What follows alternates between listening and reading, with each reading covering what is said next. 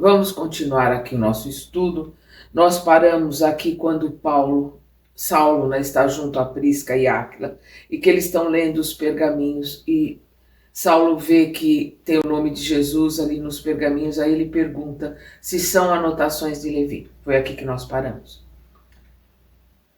Sim, esclareceu Áquila, mas senhor de si, e certo, de se encontrar em face de um irmão de ideal. Copiei-as na igreja de Jerusalém antes de partir, né? Lembrando sempre que igreja, a conotação da época é congregação, né? Assembleia. Não é a que temos hoje, né, de um templo. Perdão. Em um instante, Saulo buscou a cópia do evangelho que constituía para seu coração uma das mais preciosas lembranças da vida. Conferiram satisfeitos os textos e os ensinos. Tomado de sincero interesse fraternal, o ex-rabino interrogou com solicitude: quando saíram de Jerusalém? Folgo imenso quando encontro irmãos que conheço de perto nossa cidade santa. Eu fico muito feliz quando encontro alguém que conhece Jerusalém, a cidade santa, né, por causa do templo. Quando saí de Damasco, continua Saulo falando, quando saí de Damasco, não previa que Jesus me reservasse tão gratas surpresas. Faz meses que de lá saímos, explicou Áquila, agora cheio de confiança na espontaneidade das palavras ouvidas. Fomos compelidos, né? Foram empurrados a isso, pelo movimento das perseguições. Aquela referência brusca e indireta ao seu passado perturbavam o jovem tarsense, no mais recôndito do coração. Chegastes a conhecer Saulo de Tarso? Perguntou o tecelão com uma grande ingenuidade a transparecer-lhe dos olhos. Aliás, continuava, enquanto o interpelado buscava o que responder, o célebre inimigo de Jesus, em nome do qual... Áquila coloca, aliás, continuava, enquanto o interpelado buscava o que responder, o célebre inimigo de Jesus tem um nome igual ao teu. Então ali o Áquila perguntando se ele conhecia Saulo de Tarso. E ele está pensando ali o que ele vai colocar. O ex-rabino considerou que seria melhor seguir à risca o conselho de Gamaliel. Gamaliel colocou para ele que enquanto ele não estivesse pronto, enquanto ele não tivesse estudado, enquanto ele não tivesse em condições, né, com um conhecimento firme, meditado, em condições verdadeiras, ele não se mostrasse quem ele era, ou quem ele foi, que não é mais, né? Mas quem ele foi. É que ele se preparasse para montar, digamos assim, a sua nova personalidade no mundo. O ex-rabino considerou que seria melhor seguir à risca o conselho de Gamaliel. Era preferível ocultar-se, experimentar a reprovação justa do seu passado condenável, humilhar-se ante o juízo dos outros, por mais implacáveis que fossem, até que os irmãos do caminho lhe comprovassem plenamente a fidelidade do testemunho. Conheci-o, replicou vagamente. Pois bem, prosseguiu Áquila, iniciando a narração das suas vicissitudes, né? Das suas dificuldades. É bem possível que pela tua passagem em Damasco e Palmira não tivesses conhecimento perfeito dos martírios que o famoso doutor da lei nos impôs, muitas vezes arbitrariamente. Talvez o próprio Saulo, segundo creio, não pudesse saber as atrocidades cometidas pelos homens inescrupulosos que tinha às suas ordens, porque as perseguições foram de tal natureza que, como irmão do caminho, não posso admitir que um rabino educado pudesse assumir a responsabilidade pessoal de tantos feitos iníquos, né, injustos. Então ele coloca ali que ele crê que o Saulo não sabia do que acontecia, de tudo o que acontecia, porque ele sabendo que Saulo era um rabino, um doutor da lei, alguém que conhecia todos os ensinamentos de Moisés, não aceitaria aquilo que estava sendo feito em nome dele. Enquanto o ex-doutor procurava em vão uma resposta adequada, Prisca entrava na conversa, exclamando com simplicidade. É claro que o rabino de Tarso não podia conhecer todos os crimes cometidos em seu nome. O próprio Simão Pedro, na véspera de partirmos ocultamente à noite, nos afirmou que ninguém devia odiá-lo, porque não obstante o papel que representou na morte de Estevão, era impossível fosse o mandante de tantas medidas odiosas e perversas. Então nós estamos vendo aqui os homens do caminho, né, os discípulos de Jesus, colocando aqueles que estavam com eles que não odiassem Saulo. Nós vamos ver aqui para frente que ele coloca que orem por ele. Então aí a gente vê os discípulos orando por Saulo. Aqueles que passavam pela casa do caminho era pedido que orasse por Saulo. Com certeza Estevão e Abigail trabalhando, impedindo a intercessão de Jesus por Saulo. Então por aí nós vamos ver o trabalho de intercessão que tanta gente fez para que Saulo recuperasse, né, a si mesmo, para que ele voltasse ao caminho. Porque com certeza, como Jesus colocou que era um vaso escolhido, é um espírito, a gente vê que é um espírito disciplinado, um espírito com muito conhecimento que tinha se desvirtuado do caminho. E que as portas de Damasco ali, com Jesus se apresentando a ele, ele cai em si, se arrepende e começa a voltar para o seu verdadeiro caminho. Ele estava, como a gente vê na parábola do semeador, à margem do caminho. E agora ele vai poder voltar ao verdadeiro caminho. E aqui ele continua. Saulo compreendia agora que ouvia os mais humildes a extensão da campanha criminosa que desencadeara, dando ensanchas, né, dando ampliação a tantos abusos de subalternos e apaniguados. Mas, perguntou admirado, sofrestes tanto assim? Fostes condenado a alguma pena? Não foram poucos os que sofreram vexames iguais aos que experimentei, murmurou Áquila explicando-se. Dado o condenável procedimento de uns tantos energúmenos fanáticos, né, intolerantes fanáticos, escolhidos como auxiliares prestimosos do movimento. Como assim? Inquiriu Saulo, sumamente interessado. Dar-te-ei um exemplo. Imagina que um patrício de nome Iorai várias vezes interpelou meu pai relativamente à possibilidade da compra de uma padaria em Jerusalém. Eu cuidava de minha tenda, meu velho genitor de seus serviços.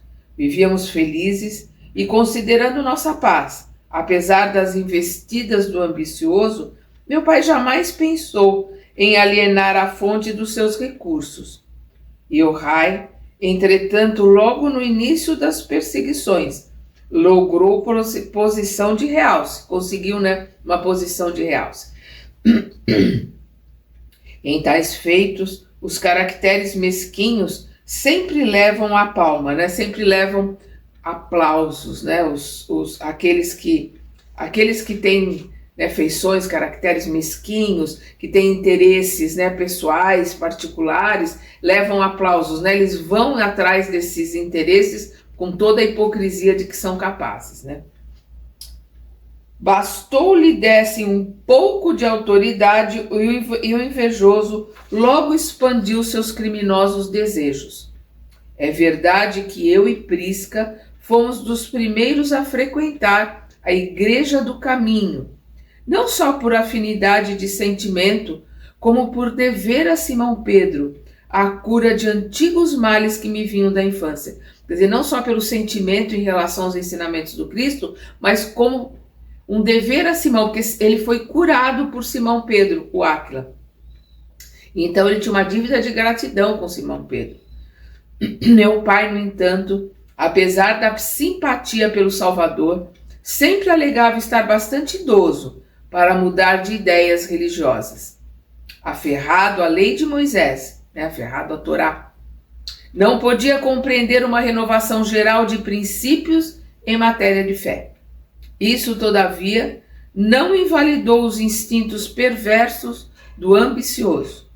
Certo dia, Yochai nos bateu à porta, acompanhado de escolta armada, com ordem de prisão para os três.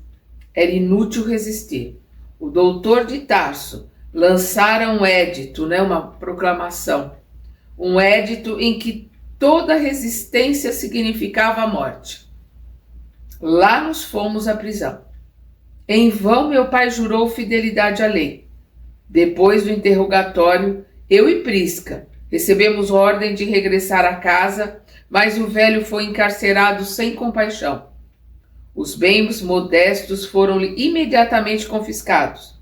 Depois de muitas providências de nossa parte, conseguimos voltasse ele, o pai dele, voltasse ele à nossa companhia.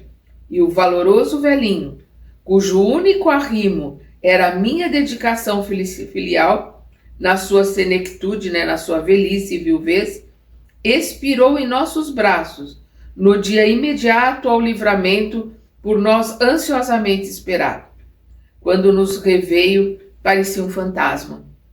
Guardas caridosos trouxeram-no quase agonizante. Ainda lhe pude ver os ossos quebrados, as feridas abertas, a epiderme lanhada de açoites. Em palavras titubeantes, descreveu as cenas lamentáveis do cárcere. O próprio Yochai, rodeado de sequazes, foi o autor dos últimos suplícios. Não podendo resistir aos sofrimentos, entregou a alma a Deus. Os abusos, que foram feitos, as pessoas com seus interesses se utilizando da lei para conseguir os seus interesses, se utilizando do ódio que Saulo espalhou. Áquila estava profundamente comovido. Furtiva lágrima viera associar-se às penosas recordações. E a autoridade do movimento? Perguntou Saulo emocionado ao extremo. Estaria alheia a esse crime? Creio que sim. A crueldade foi demasiada para que se lhe atribuísse tão só a punição por motivos religiosos. Mas não te valeste de alguma petição de justiça? Saulo está perguntando para ele, para Áquila, se não foi reivindicar. Ele responde, quem se atreveria a fazê-lo? Perguntou o empregado de Ezequias com admiração, Áquila. Tenho amigos que chegaram a recorrer, mas pagaram com castigos mais violentos o desejo de justiça. O ex-rabino compreendeu a justeza dos conceitos. Somente agora tinha bastante largueza de vistas espirituais para avaliar a velha cegueira que lhe negrejara a alma. Áquila tinha razão. Muitas vezes fora surdo às rogativas mais comovedoras. Invariavelmente, mantinha as decisões mais absurdas dos seus prepostos inconscientes. Então, ele mantinha os desejos, as colocações, daqueles que lhe eram os seus prepostos, aqueles que o representavam em todos os lugares. Porque ele estava completamente ensandecido, completamente cego pelo ódio. Recordava-se do próprio Yochai, que lhe parecia tão prestimoso nos dias da ignorância. E que pensas de Saulo? Perguntou bruscamente. E aqui nós estamos vendo o Saulo com uma coragem muito grande, porque precisa ter muita coragem para poder sinceramente ouvir o que os outros pensam de você. E aí, no caso, sem que as pessoas saibam que era ele, Nós vamos ver Jesus perguntando aos discípulos, o que dizem que sou? E vós, o que vós dizeis? Para saber o que os discípulos colocavam. Precisa ter coragem para perguntar e humildade para ouvir. Tem que ter muita humildade para ouvir o que as pessoas colocam, porque as pessoas conseguem ver a gente por ângulos e por situações que a gente não enxerga. Então vamos lá. O Saulo. E que pensas de Saulo? Perguntou bruscamente. Longe de saber com quem permutava as ideias mais íntimas, Áquila respondeu sem titubear. O Evangelho, as lições de Jesus.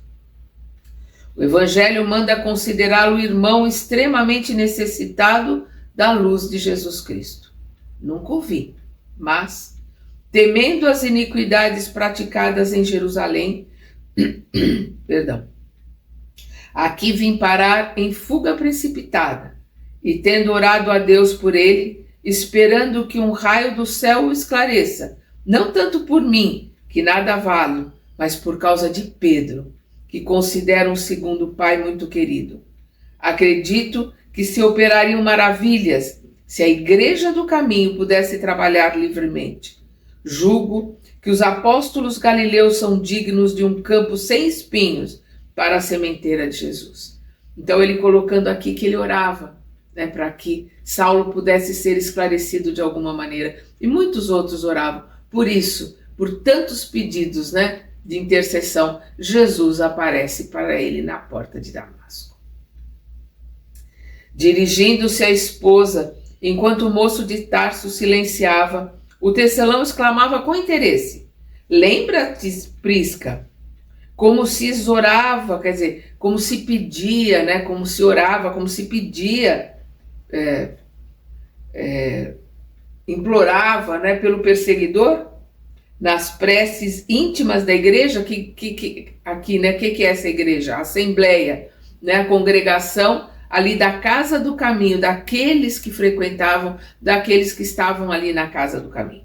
Muitas vezes, para esclarecer nosso espírito fraco no perdão, Pedro nos ensinava a considerar o implacável rabino como um irmão que as violências obscureciam. Então Pedro pedindo, intercedendo por Saulo para que orassem por ele, que o perdoassem. Para que nossos ressentimentos mais vivos se desfizessem, historiava o seu passado, né? Pedro colocava o seu passado, dizendo que também ele, por ignorância, chegara a negar o mestre mais de uma vez. Salientava nossas fraquezas humanas e induzia-nos a melhor compreensão. Pedro, ele realmente mostra todas as suas fraquezas, né? Por isso que Jesus o coloca como pedra, pela dificuldade que o Pedro tem de ceder, pelo Pedro tem de ser maleável, né? Dele ser endurecido, mas ele, depois do Pentecostes, depois que Jesus apareceu, né, se materializou para todos eles e foi embora, ali no Pentecostes, que é a celebração dos 50 dias após a Páscoa judaica, 50 dias da libertação, né, do Egito, é uma festa judaica. Eles ali, em cada um, se manifestou plenamente a sua mediunidade. E todos eles puderam operar, né, todos eles puderam trabalhar com a sua mediunidade. E Paulo nunca escondeu de ninguém que ele negou Jesus 3 vezes. Ele nunca escondeu de ninguém, né, a sua colocação, a sua revolta com a prisão de Jesus. Ele não estava entendendo, ele achava no começo, junto com Judas Iscariotes e alguns outros discípulos, achavam que Jesus seria aquele Messias que os libertaria do jugo romano.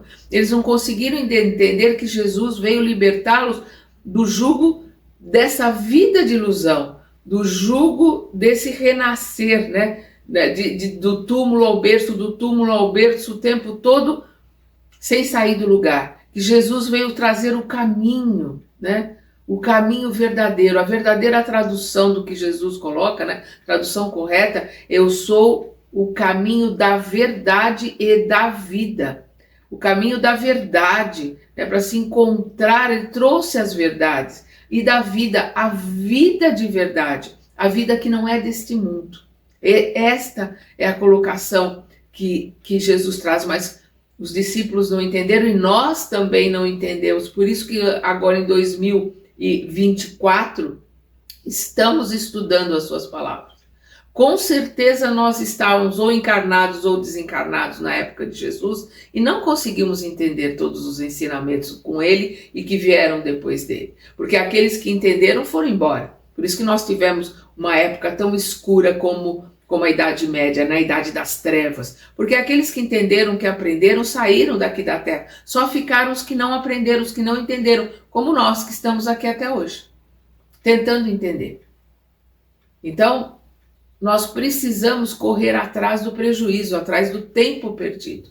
Isso é muito importante. Nós precisamos estudar, nós precisamos colocar em prática aquilo que nós aprendemos, para que possamos caminhar verdadeiramente, pararmos de ser crianças e pararmos de estarmos na preguiça, estarmos parados no tempo. A maioria de nós está parado no tempo, a gente tem que voltar a caminhar. Vamos lá. Vamos continuar aqui com Prisca, Áquila e Saulo. Certo dia, chegou a declarar que toda a perseguição... Não, vou voltar aqui do começo. Lembras-te, Prisca, como se exorava, né, pelo perseguidor nas preces íntimas da igreja? Muitas vezes, para esclarecer nosso espírito fraco no perdão, Pedro nos ensinava a considerar o implacável Rabino como um irmão que as violências obscureciam.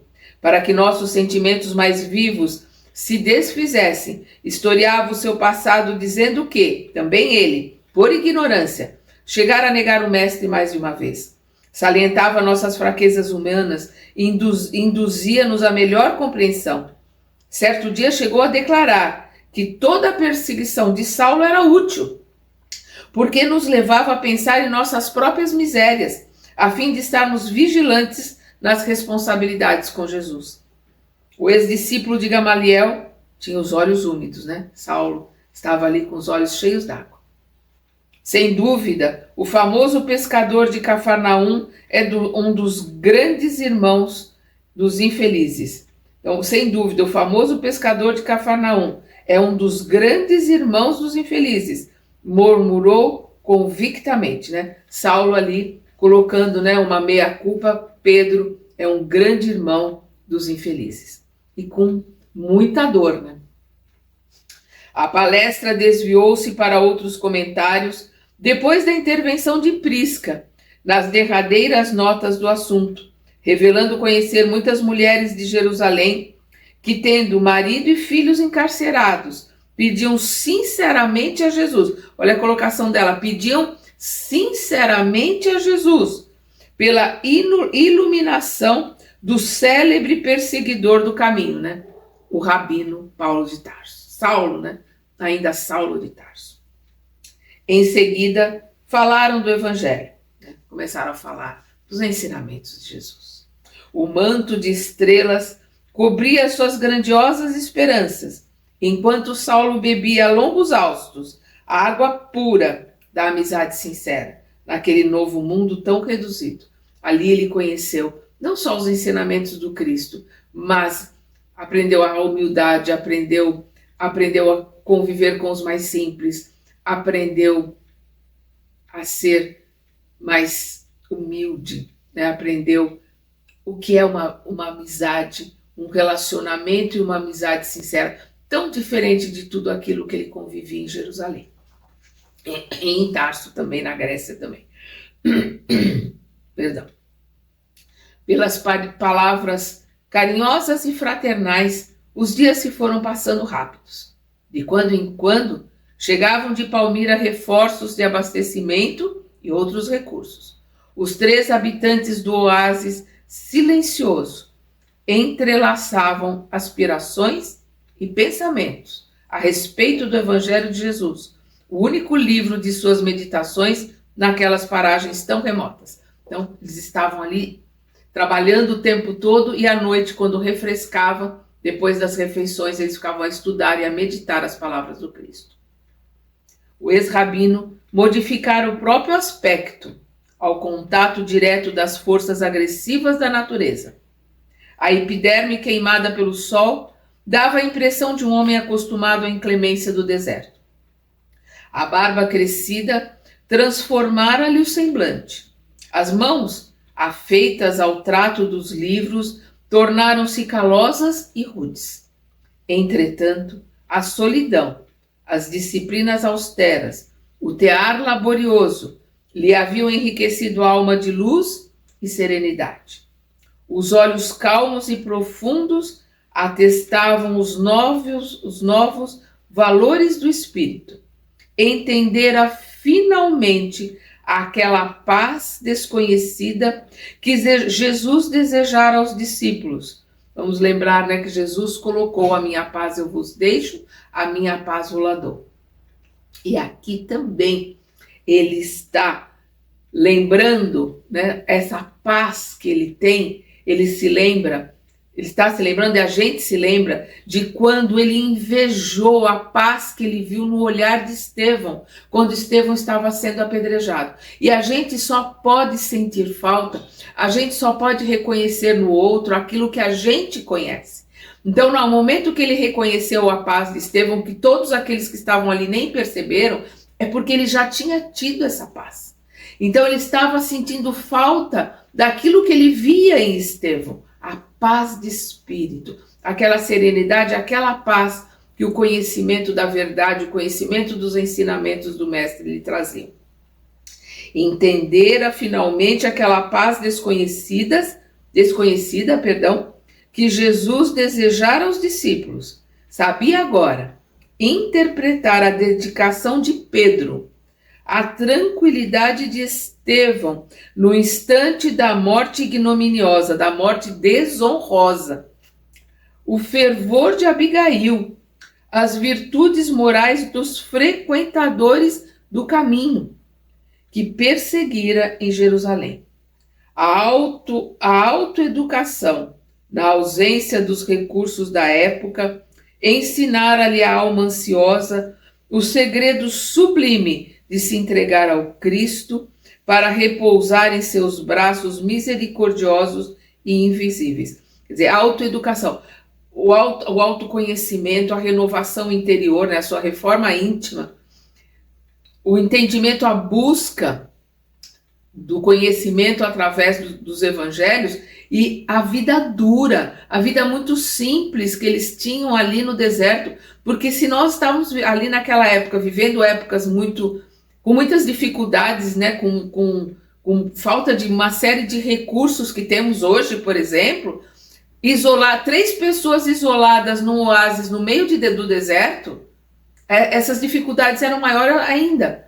Então, ali no meio de tanta dificuldade, ele pôde se moldar. É isso que o Emmanuel está nos mostrando, nos transcrevendo aqui.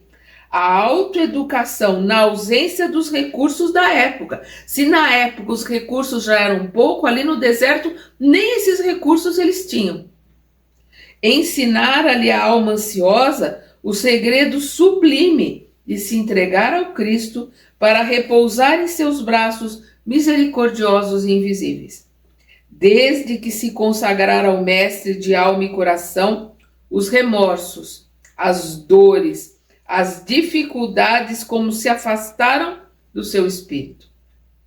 Recebia todo o trabalho como um bem, toda a necessidade como elemento de ensino.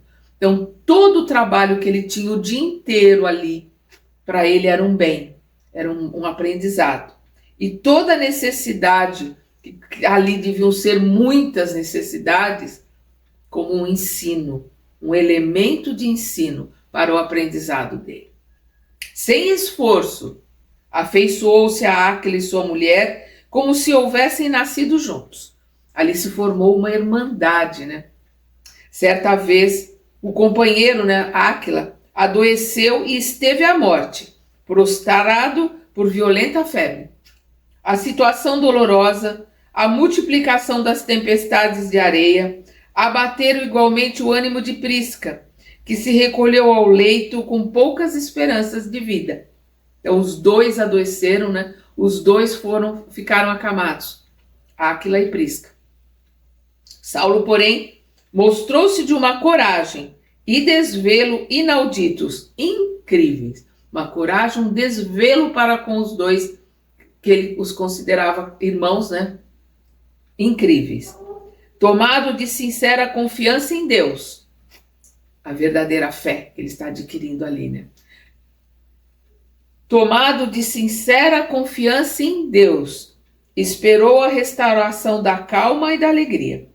Jubiloso, né? Feliz, alegre, viu o regresso de Áquila ao tear e a volta da companheira, Prisca, né, aos labores domésticos cheios de novas expressões de paz e confiança. Quando mais de um ano havia ocorrido sobre aquela soledade, né, sobre aquela solidão, uma caravana vinda de Palmira trazia-lhe um bilhete lacônico. Então nós estamos vendo aqui que se passou mais de um ano ele ali no deserto. Então aqui estamos provavelmente no ano 38. Então, quando mais de um ano havia ocorrido sobre aquela solidão, uma caravana vinda de Palmira trazia-lhe um bilhete lacônico, curto. O negociante, né, Ezequias, né, irmão de Gamaliel, comunicava a morte súbita do irmão, aliás, de muito esperado, né? Ele recebeu a comunicação do desencarne de Gamaliel. A partida de Gamaliel para os reinos da morte não deixou de ser uma dolorosa surpresa. O velho mestre, depois do pai, foi o maior amigo que encontrou na vida. Meditou seus últimos conselhos, que foram maravilhosos, né? Nós ficamos aqui, acho que dois estudos nossos aqui, só analisando, ouvindo, né? Lendo e ouvindo os conselhos de Gamaliel, maravilhosos, né? Maravilhosos. Então, meditou seus últimos conselhos, ponderou-lhe a profunda sabedoria, ao seu influxo, quer dizer, sobre a sua influência, sobre a influência de Gamaliel, conseguir a paz desejada para ajustar-se à situação espiritual necessária, de maneira a reorganizar a existência.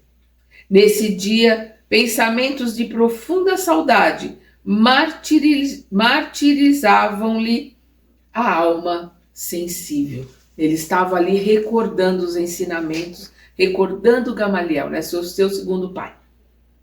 À tarde, naquela tarde, após a refeição e na hora das meditações costumeiras, o ex-rabino contemplou o casal com ternura maior a transparecer dos olhos francos. Essa franqueza, né, essa força, essa disciplina sempre foi a característica maior de Saulo, né? Cada qual se engolfava na meditação do Evangelho divino, né? Dos ensinamentos do Evangelho de Jesus. Cada qual se engolfava na meditação do Evangelho divino. Quando o moço tarcense falou com certa timidez, timidez não faz parte das características de Saulo. Então, por isso que Emmanuel está aqui gravando, para a gente ver a dificuldade com que Saulo está começando esse assunto. Vamos voltar. Cada qual se engolfava, se envolvia na meditação do Evangelho, dos ensinamentos do Cristo. Quando o moço tarcense falou com certa timidez, em desacordo com seus gestos resolutos, né? Completamente em desacordo com seu gesto, a sua forma firme, franca, né, de ser. Saulo falando: Áquila, muita vez, na solidão do nosso trabalho, tenho pensado na enormidade do mal que te causou o doutor de Tarso. Que farias se um dia te visse repentinamente em face do verdugo? Procuraria estimar nele um irmão. A resposta de Áquila. E tu, Prisca? Perguntou a mulher que o fixava curiosa. Seria ótima ocasião para testemunhar o amor que Jesus exemplificou em suas lições divinas. A resposta de Prisca. Duas colocações, duas respostas maravilhosas. Está se vendo ali dois discípulos de Jesus verdadeiros. 3, né? Porque Saulo já está completamente modificado.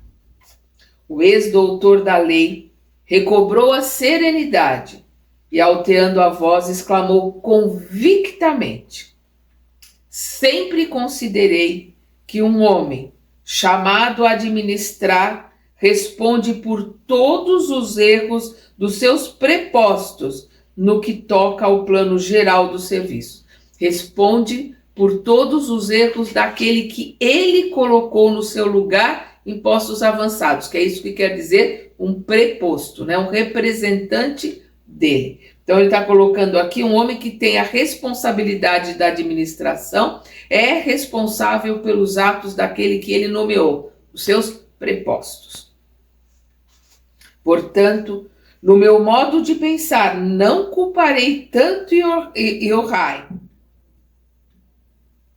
Não culparei tanto a Iorai, que se arvorou em criminoso vulgar, abusando de uma prerrogativa que lhe foi conferida para execução de tantas vinganças torpes. A quem imputais então o assassínio de meu pai? Perguntava Áquila impressionado, enquanto o amigo fazia ligeira pausa.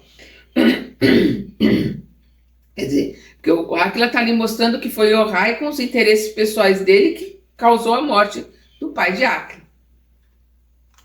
Julgo, perdão.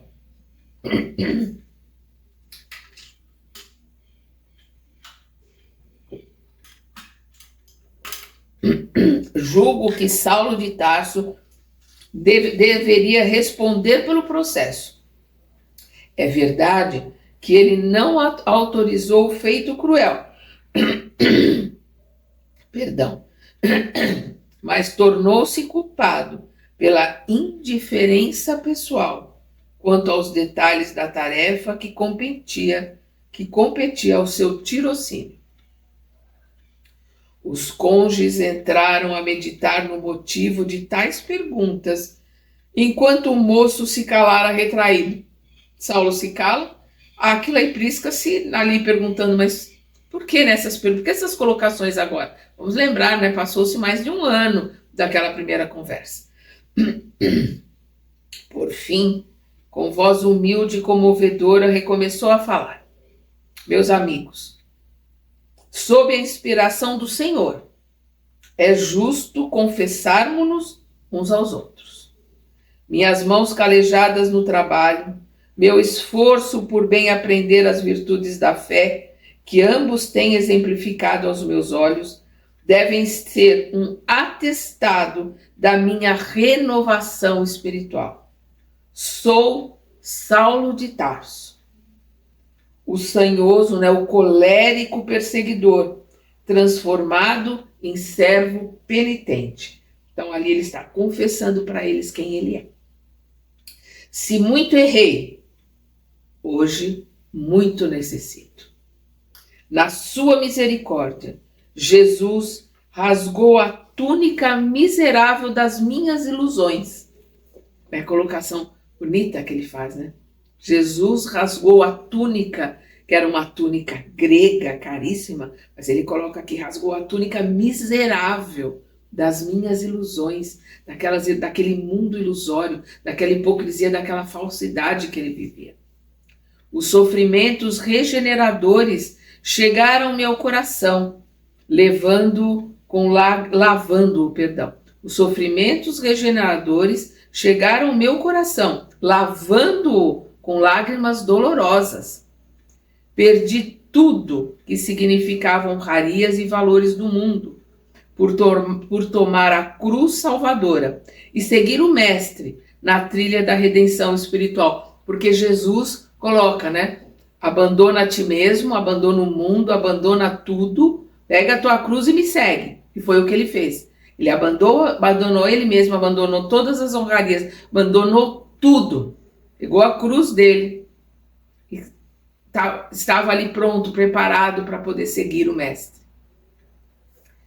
Perdi tudo que significava honrarias e valores do mundo por tomar a cruz salvadora e seguir o Mestre na trilha da redenção espiritual. É verdade que ainda não pude abraçar-me ao madeiro das lutas construtivas e santificantes, mas persevero no esforço de negar-me a mim mesmo, desprezando o passado de iniquidades para merecer a cruz da minha acesse, da minha ascensão, da minha elevação para Deus. Então ele coloca aqui, não pude abraçar-me ao madeiro das lutas construtivas e santificantes, não pude passar pelos sofrimentos, não passei ainda pelas vicissitudes, que tem, ou que ali o madeiro Cristo passou. Por quê? Porque ele está só se modificando. Ele está só transformando interiormente. Ele está no processo dele, né, de reforma íntima, de autoconhecimento, de transformação. Mas persevero no esforço de negar a mim mesmo. Negar-me a mim mesmo, que é o que Jesus pediu. Negue-se a si mesmo, pegue a sua cruz e me siga. Desprezando o passado de iniquidades para merecer a cruz da minha ascensão para Deus. Áquila e a mulher contemplavam-no com assombro. Não duvideis da minha palavra, continuou de olhos úmidos. Assumo a responsabilidade dos meus tristes feitos. Perdoe-me, porém, levando em conta a minha ignorância criminosa. O tecelão e a esposa compreenderam que as lágrimas lhe sufocavam a voz. Como que tolhido por singular emoção, Saulo começou a chorar convulsivamente. Áquila aproximou-se e abraçou. Aquela atitude carinhosa parecia agravar a contrição penosa, porque o pranto jorrou mais abundante. Recordou o momento em que encontrara a afetividade sincera de Ananias e, sentindo-se ali nos braços de um irmão, deixou que as lágrimas lhe lavassem plenamente o coração. Sentia necessidade de expandir sentimentos afetuosos. A velha vida de Jerusalém era convencionalismo e secura. A gente vê um Saulo, né, que não se soltava nem com Abigail, ali aos prantos, abraçado a Áquila. A gente vê a mudança, a transformação que se passou com ele. A velha vida de Jerusalém era convencionalismo e secura. Como doutor destacado, tivera muitos admiradores, mas em nenhum chegara a sentir afinidades fraternas. Naquele recanto do deserto, porém, o quadro era outro. Tinha à frente um homem digno e honesto, companheiro dedicado e trabalhador, antiga vítima das suas perseguições inflexíveis e cruéis. Quantos, como Áquila e sua mulher, não estariam dispersos no mundo, comendo o pão amargo do exílio por sua causa? Os grandes sentimentos nunca povoam a alma de uma só vez em sua beleza integral. A criatura envenenada no mal é qual recipiente de vinagre que necessita ser esvaziado pouco a pouco. Que ele está colocando ali, ele está se limpando, né? Pouco a pouco. A visão de Jesus constituía um acontecimento vivo e morredouro, mas para que pudesse compreender toda a extensão de seus novos deveres, impunha-se-lhe o caminho estreito das provas ríspidas e amargosas. Vira o Cristo, mas para ir ter com ele, para ir ter com o Cristo, ele viu o Cristo ali na porta de Damasco, mas para poder ir ter com o Cristo, era indispensável voltar atrás e transpor abismos, voltar nos próprios passos para poder se redimir, para poder, através do seu arrependimento, ressarcir de alguma forma aqueles a quem ele magoou, aqueles ele prejudicou. Por isso que ele coloca aqui, voltar atrás e transpor abismos. Tamanha dificuldade que ele sabia que ele ia encontrar pela frente. As desilusões da sinagoga de Damasco, o reconforto junto dos irmãos humildes sobre a direção de Ananias, a falta de recursos financeiros, os conselhos austeros de Gamaliel, o anonimato, a solidão, o abandono dos entes mais caros, o tear pesado sobre o sol ardente, a penúria de todo e qualquer conforto material, a meditação diária nas ilusões da vida, tudo isso representava auxílio precioso para a sua decisão vitoriosa. O Evangelho funcionara como lâmpada na jornada difícil para o descobrimento de si mesmo, a fim de ajuizar as necessidades mais prementes. Então ele está ali encontrando, percebendo, vendo a sua modificação, a sua transformação. E o evangelho funcionaram como lâmpada, né? A lâmpada que ilumina o caminho, a lâmpada que diz, porque as trevas não existem, a treva é falta de luz. Então uma lâmpada, por menor que ela seja, ela tira a ausência, ela ilumina o caminho, ela mostra a pessoa onde ela está.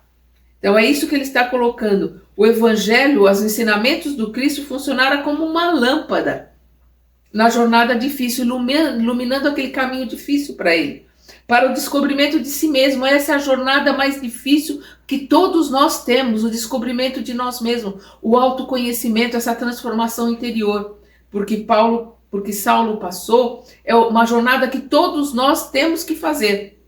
Todos nós temos que buscar no deserto.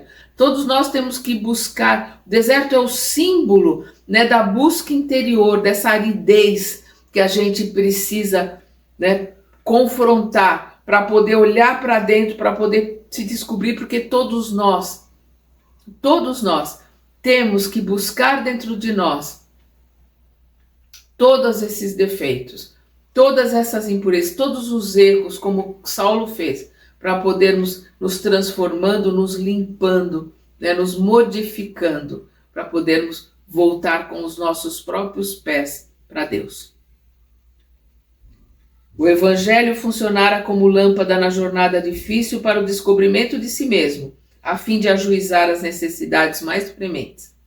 Abraçando-se estreitamente ao amigo, que buscava enxugar-lhes as lágrimas, recordava-se de que, em Damasco, após a grande visão do Messias, talvez ainda guardasse no íntimo o orgulho de saber ensinar, o amor à cátedra de mestre em Israel, a tendência despótica, né? Como déspota, como tirano, a tendência despótica de obrigar o semelhante a pensar como ele, ao passo que agora podia examinar o passado culposo e sentir o júbilo da reconciliação, dirigindo-se com humildade à sua vítima. Ele percebe e sente toda a transformação pela qual ele passou.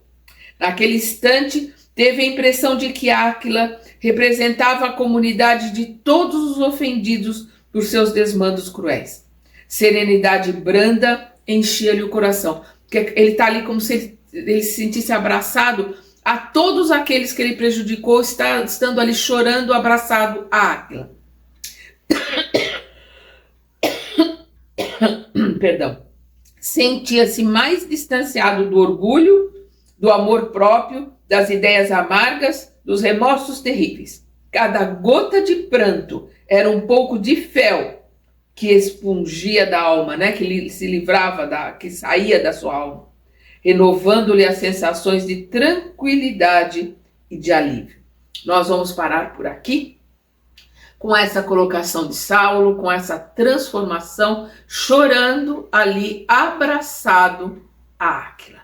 E continuamos no nosso próximo estudo. Até lá!